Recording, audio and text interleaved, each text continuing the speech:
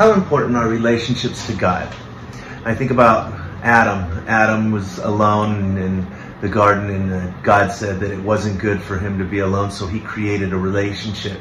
And he created us to be in communities. You know, we're the type of people who need community. We thrive in community. You know, there's a study that was done a long time ago with babies that weren't spoken to, and they all died very young because we need human connection. As a matter of fact, I loved the story Dave told the other day about in Matthew, where Jesus was talking about if we are at the altar of God, so we are coming into the presence of God to give him a gift, yet somebody has something against us, one of our brothers has something, that we're actually to leave it there and go fix that first. So he's saying, you know, our relationship with each other are that important to where we would walk away from the altar of God to fix that and then come back.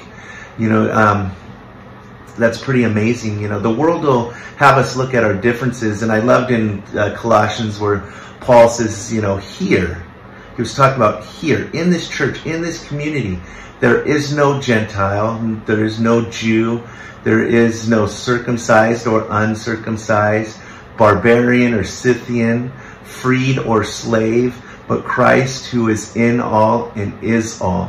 What is he saying?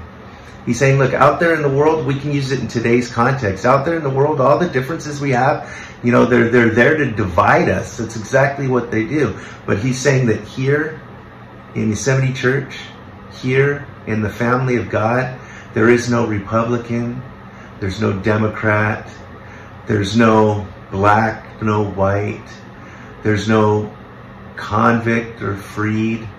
There is only Christ who is in us. We are new creations. It is not those things that, you know, separate us, that define us. What define us is that he who lives inside of us. The scripture goes on to say, therefore, you know, which means because of those things, you know, we are to be gentle and humble and kind to each other and forgive each other. If we're going to move forward to unity, which is the whole purpose of the last week's sermon, is to create a unified bond so that the world would believe in Jesus Christ and we would have a chance to make a difference in the world, we need to stop looking at those things that make us different and focus on what makes us the same. And that is Christ who is in us. He wants this for us. He loves us.